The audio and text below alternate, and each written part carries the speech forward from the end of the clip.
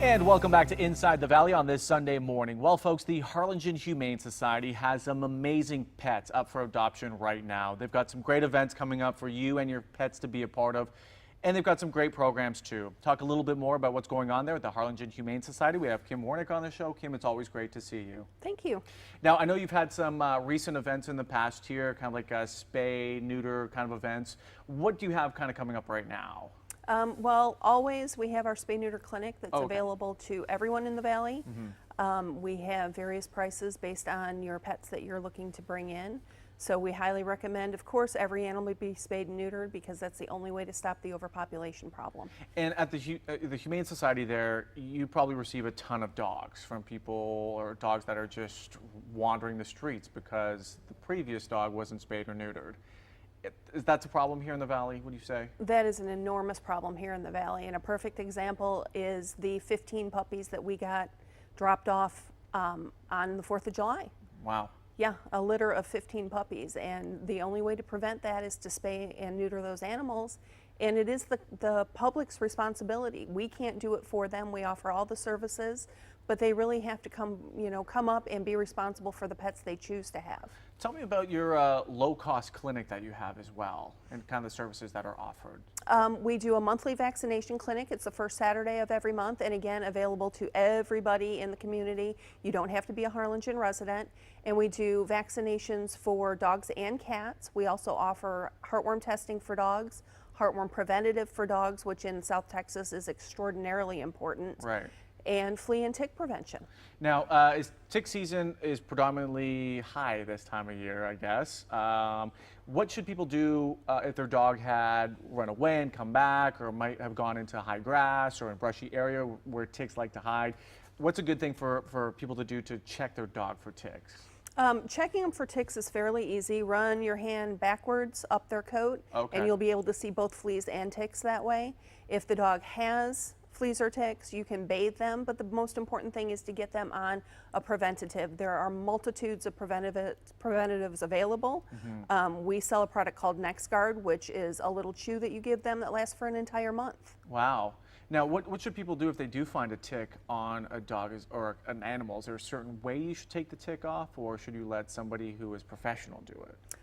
Best thing to do really is to dip them with an over-the-counter flea or tick dip, and then get them on that prevention. The dip will kill what's on them, but it doesn't have a long-lasting effect. So you want to make sure, the best thing is to always keep your animals on prevention so that if they do get loose, get exposed, are at a dog park and perhaps pick up fleas or ticks, then that prevention is going to protect them against that. Wow. Now, you did mention you did have a litter of 15 puppies brought in on July 4th. Tell me a little bit about the adoption process and kind of, for people who want to go to the Harlingen Humane Society, maybe check out these puppies. What's the adoption process like, or adopting any other pet? We do have an application that we have you fill out, a little questionnaire so that we can start a dialogue and talk about what are the responsibilities of owning a pet, how important it is to have a relationship with a veterinarian.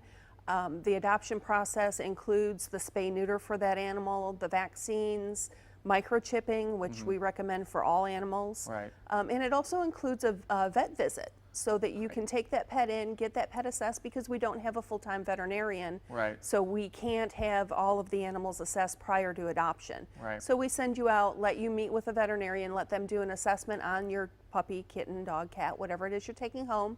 And that way you're established, and if there is a problem, you have someone to go to. Absolutely. Now, adoption fees, they usually vary depending on the kind of animal that you're adopting, or are they kind of just straight? It's dogs and puppies are $125. Cats and kittens are $100. Fantastic. Now, I know that you can get full there at the Humane Society. Some people might want to be foster parents, I guess, of sorts for animals. How can they do that or apply for that? And are you accepting applications now?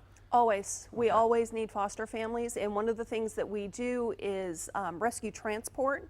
So once the animals are picked to go on a transport, we need a home for them to sit until we can get them on that transport. So there's a lag time between when they're chosen and when they actually go. So if you're willing to be a foster for us, come in, fill out an application, talk to Miss Ayel, who's my shelter manager, and we'll get you set up to foster a pet. Is there a cost to do that, or can you just make sure you fill out the application, everything goes smooth, and then you can foster a pet, or is there an application to be a foster family? There's an application, but it's at no cost to the family. We provide everything that they need. The animals are vaccinated, obviously. They're given flea and tick prevention, so they're not bringing anything into your house and your pets. And we provide the food. So all you have to do is take care of that little body until it's time to go on transport. And that kind of brings me back into your mobile trailer, which you're using right now to do those transports, right? Yes. Are you taking the pets out of state, or is it all just in the state of Texas? No, we do. We work with a couple organizations that take animals out of state, and we also run one transport a month going to Louisville, Kentucky. Wow. Because all of these other places that we're going to don't have the overpopulation issue. Right. So we're taking them to a place where they have an opportunity to get into homes. Are you noticing a lot more people who are out of state are adopting rather than, yeah? Yes, absolutely.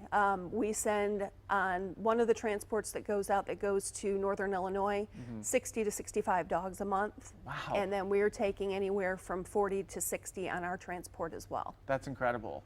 Now tell me real quickly here, what's the Pets Around Town program?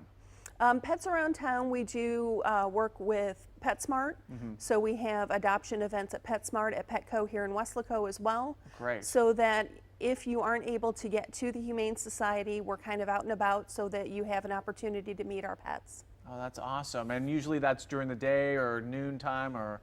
Normally it's on the weekends, which Okay. is when most people are available to go out and see, Saturdays and Sundays primarily. And you can just adopt your pet right there and take it home. Right there on the spot, and the animals that are out are already spayed and neutered, so all of that's already handled when you get them. And microchipped and all that good stuff. Absolutely are. Awesome. Kim, real quickly here, are you accepting volunteers too for people who want to help out or get involved? We do. We accept volunteers. We can take kids as young as 10 years old, from ages 10 to 15. They are required to volunteer with a parent. Sure. And then after 16, they can come in and volunteer on their own. We do a volunteer class once a month. It's the second Saturday of the month at the Humane Society at 2 p.m.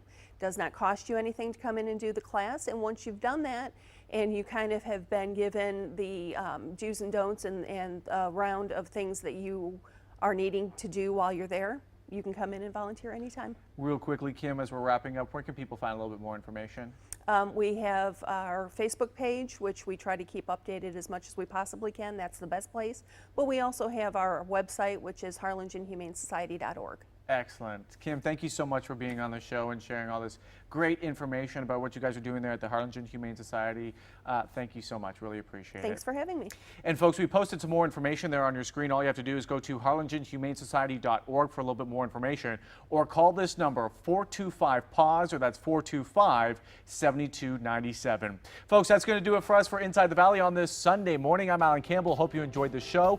Enjoy the rest of your weekend, and I'll see you back here next Sunday. Take care.